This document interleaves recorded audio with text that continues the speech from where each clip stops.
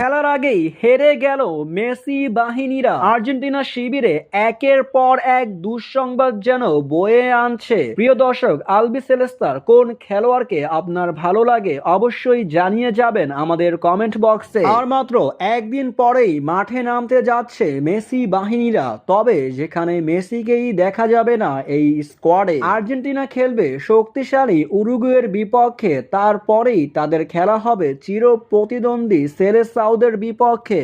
ব্রাজিলকে হারাতে আর্জেন্টিনার শক্তিশালী একাদশ প্রয়োজন, যেখানে মেসিকেই দেখা যাবে না সেই ম্যাচে। তবে এবার মেসির পাশাপাশি চোটে পড়েছেন আর্জেন্টাইন আরেক আক্রমণাত্মক ফুটবলার লাউতারো মার্টিনেজকে দেখা যাবে না এই দুটি ম্যাচে। ফিফার উইন্ডোতে চলতি মাসেই এই দুটি ম্যাচ খেলতে যাচ্ছে আর্জেন্টিনা। যেই দুই ম্যাচে আর্জেন্টিনা শিবিরের অনেক খেলোয়াড়ই ইনজুরিতে পড়ে গেছে। এবার দলের গুরুত্বপূর্ণ দুই খেলোয়াড় লিওনেল মেসি ও লাউতারো মার্টিনেজকে হারাতে যাচ্ছে আর্জেন্টিনা। লাউতারো মার্টিনেজ হ্যামস্ট্রিং এর চোটের কারণে খেলতে পারবেন না এই ম্যাচগুলো।